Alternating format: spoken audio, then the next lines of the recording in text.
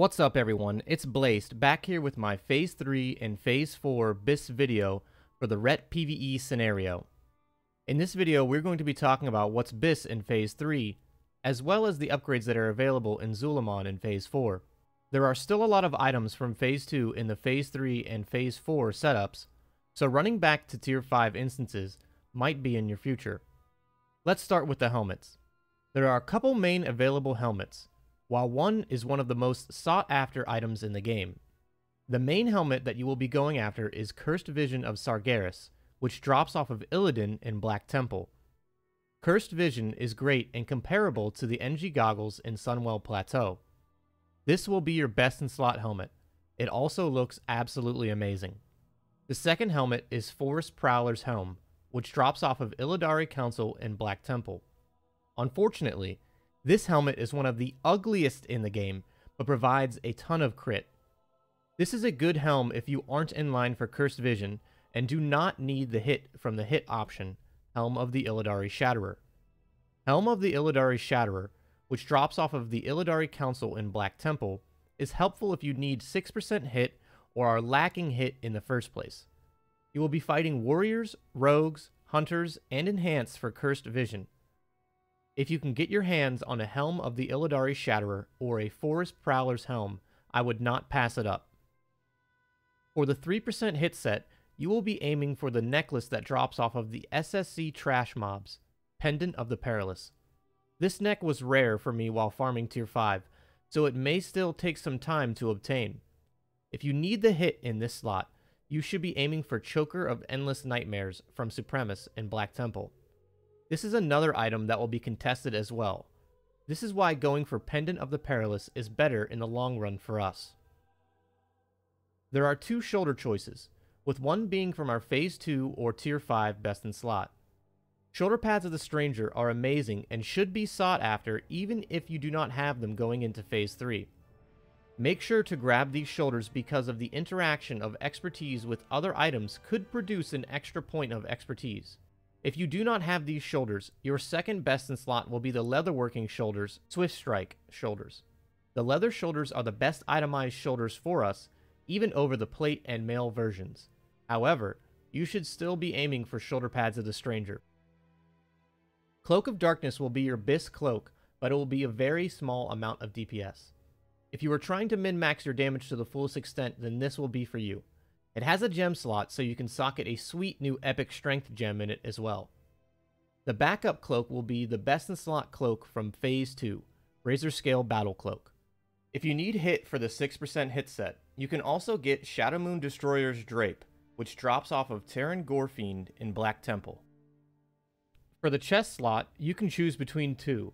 The Tier Chest, which drops off of Illidan in Black Temple, or Midnight Chest Guard, which drops off of Archimonde in Mount Hyjal. These two chests are comparable in terms of DPS, where Midnight has a slight advantage in DPS, while the Tier Chest has plate armor and the ability to enable 2-set if you so desire.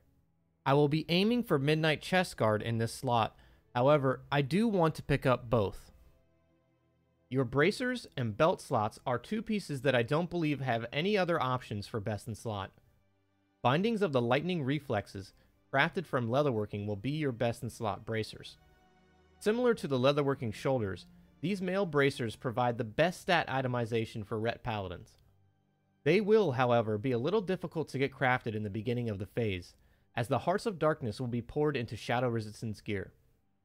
The belt is your best in slot belt from Phase 2, Belt of 100 Deaths, off of Lady Vosh in Serpent Shrine Cavern. Make sure you get this belt if you didn't already. This belt is best in slot until Sunwell for Ret and is a huge expertise bonus. Do not pass this belt up. You have two slots for gloves similar to your shoulder slots, one with expertise and one with haste. The expertise gloves, Gloves of the Searing Grip, drop off of Alar and Tempest Keep, which are my recommended and the best in slot gloves. Expertise is too rare and too valuable in this slot, and these gloves should be used above all else. If you do not have these gloves, you should be obtaining Grips of Damnation from Reliquary of Souls in Black Temple. These gloves will be your second BIS if you are unable to obtain the Alar gloves. Now we enter the slot we have all been waiting for, The legs. We are finally replacing Shattrath leggings no matter what your race is. Bow-stitched leggings off of Asgalore and Mount Hyjal are the leggings that we are all aiming for. These have an insane amount of stats and a higher armor that we can finally replace our blue quest legs with. This is the slot I also recommend to use 2-set with if you are feeling like experimenting. The tier legs, which drop off of Illidari Council in Black Temple, would enable you to use your 2-set.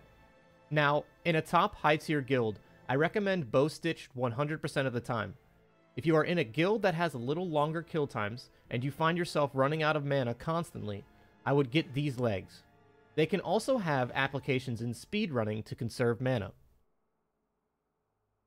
Your best in slot boots will be Shadow Master's boots off of Mother Shiraz in Black Temple. These boots are similar to Cursed Vision in a sense of increased competition for the item. These boots are also great in a 3% hit set and give a great amount of crit. The second best in slot boots are Dread Boots of the Legion. These drop off of Reliquary of Souls in Black Temple. These boots are a great piece to get if you are needing an extra amount of hit in this slot.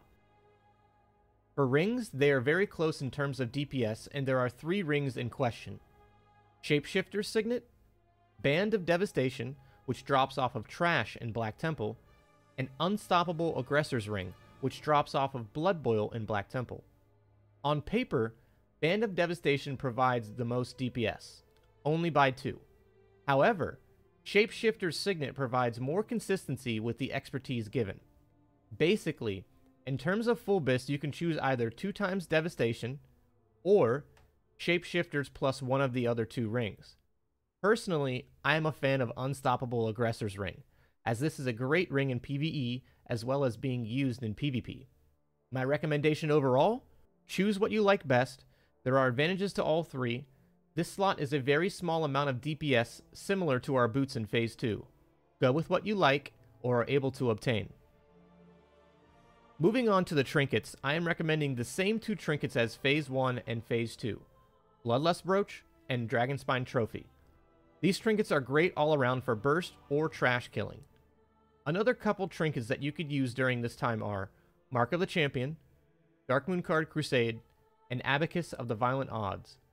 Mark of the Champion and Abacus stim slightly over Brooch in 3-minute fights.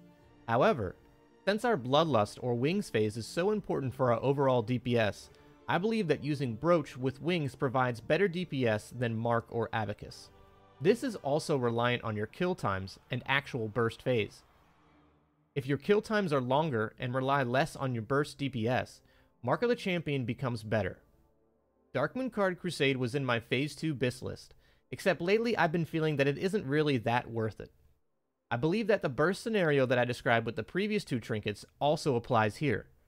I do think that this trinket would be decent for Hyjal Trash, but all in all, I think that I am retracting recommending this trinket as one of the top trinkets. Your best in slot weapon will be Torch of the Damned, which drops off of Reliquary of Souls in Black Temple. It has the absolute perfect stats for Ret: slow speed, strength, crit, and haste. This weapon will be your best in slot until Sunwell Plateau. You can also use this weapon in PvP.